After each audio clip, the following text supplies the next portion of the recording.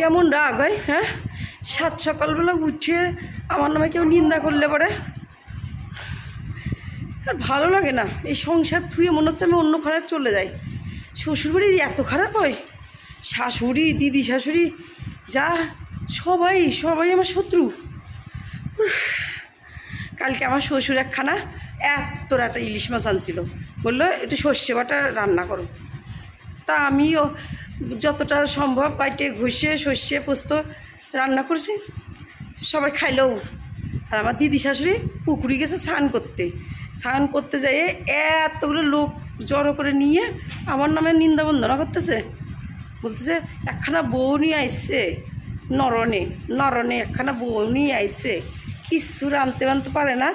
এত বড় একখানা 2 কিলো ইলিশ মাছ নিয়েছে আমার বেটা, কইছে ভালো করে একটু গামাকা সর্ষে বাটার ঝোল করো তো বৌমা। কি রাঁধছে মুখে তোলা যাচ্ছে না, টেলা ঝোল করে রাখছে।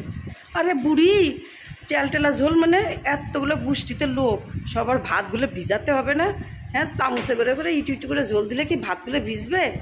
হ্যাঁ, 1 পদের থেকে 2 পদ তোমরা রান্না করতে দাও না।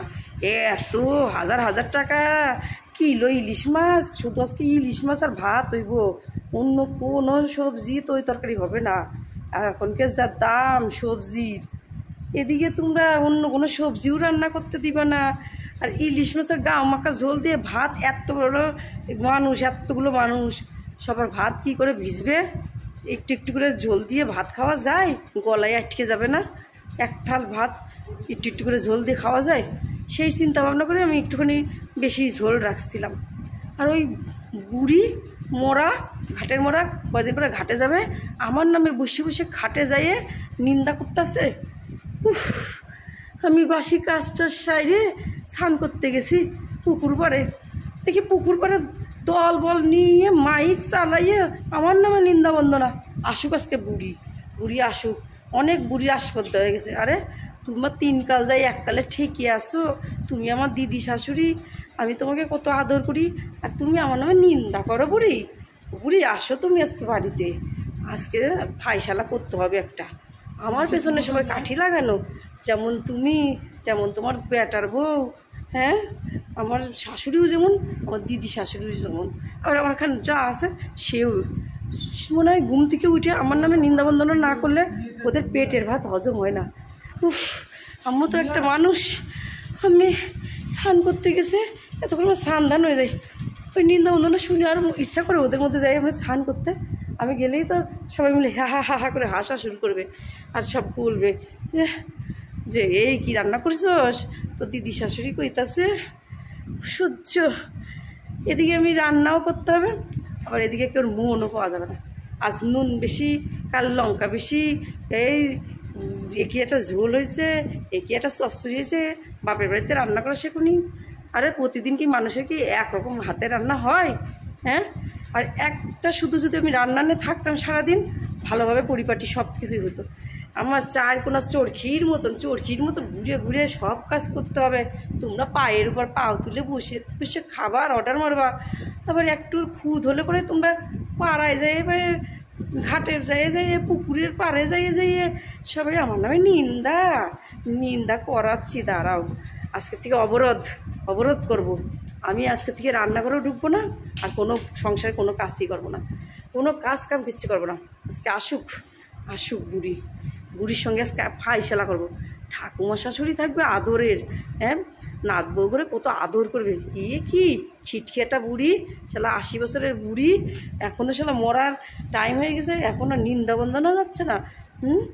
বেটার বউর নামে নিন্দা, নাত বউর নামে নিন্দা, হ্যাঁ, কি শুরু করছে? এই বুড়ির হাওয়া লাগেছে আমার শাশুড়ির, বুড়ির হাওয়া লেগে আমার শাশুড়িও এরকম খিটখিট করার তালে থাকে। দেখতেছে না শাশুড়ি ভাব, তাহলে কি আমিও এরকম হয়ে যাব? আমার বেটার বউ আসলে কি আমি তার সঙ্গে এরকম খিটখিট করবো? না, আমি হব না, আমি ভালো শাশুড়ি হব। আমি যা তো জ্বলতেছি, আমার বেটার বউকে কি আমি তাই চালাবো নাকি? আমার বেটার বউ আসলে আমি খুব আদর করবো, নিজের মেয়ের মতন। যেটা পারবে না আমি শিখাই নেব। আমাকে তো কেউ শিখায় না। আর আমার রান্নাবান্না কিছু খারাপ হলে পরে, আমার কোনো কাজের ভূত পেলে পরে সারাদিন তুল কালাম চলতেছে। এই হয়েছে ওই হয়েছে, কি করিছো, বাপের বাড়িতে কী শিখে আইছো, যাও কয়দিন যাই বাপের বাড়ি যাইয়ে ভালো করে শিখে আসো গা। এত টাকা পয়সা দিয়ে জিনিসপত্র কিনে আইনা যদি সেই খাবার মুখে না তোলা যায়। আমিও তো খাই আমার রান্না, ওই এমন কোনো তো খারাপ হয় না। কিন্তু তা করে কথা শুনলে মানুষ, গ্রামবাসীরা বিশ্বাস করবে না কেন? এমনভাবে বলে, তারা এমনিই ভাববে যে কী বাজেই না রান্না করছে। তিলকে তাল বানানোর অভ্যাস। ছি, শ্বশুর বাড়িতে মানুষ আসে নাকি? বাপের বাড়ি ছিলাম কত ভালো ছিলাম, কত আদরের ছিলাম। আমি যাই রান্না করতাম, আমার বাবা আমার সোনা মুখ করে খেয়ে নিত, বলতো মামুনি খুব সুন্দর হয়েছে, খুব সুন্দর হয়েছে। আমি খেয়ে দেখতাম বেশিটা ভালো হয়নি, তবুও আমার মন রক্ষা করার জন্য, আমার ভালোবাসে বলেই তো এরকম বলতো, হাসি মুখে সব খেয়ে নিত। তার জন্যই বলে বাবা মা আর শ্বশুর শাশুড়ি কোনোদিনও এক হয় না। এক গাছের ছাল আর এক গাছে লাগালেও সেটা লাগে না। শ্বশুরবাড়ি শ্বশুরবাড়ি হয়, শ্বশুরবাড়ি কোনো দিন নিজের বাড়ি হয়ে ওঠে না, বাপের বাড়ির মতন হয় না।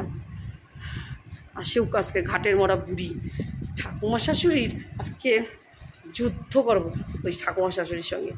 ফুটফুটে বুড়ি, টাটিয়া বুড়ি। অন্য বাড়ির ঠাকুমারা দেখি কত আদর করে, নাতি নাতনি নাতবউ দেখেও কত ভালো লাগে। আর আমার বাড়ি বাপরে বাপ, খিটখিটা বুড়ি, সকাল থেকে রাত অব্দি আমার পিছনে লেগে থাকে। ওই বউ এইটা কর, ওই বউ ওইটা কর, ওই বউ গোবর এনে উঠোন ল্যাপ, ওই বউ গোবর দিয়ে ঘুটে দে, ওই বউ এই শাক তুলে নিয়ে আয়, ঝুড়ি নিয়ে যাস, পিছু পিছু সারাক্ষণ মরার তালে থাকে। আর আজকে ঘুম থেকে উঠে, বুঝে মানুষ তুমি হরির নাম করবা কি সংকীর্তন করবা কি?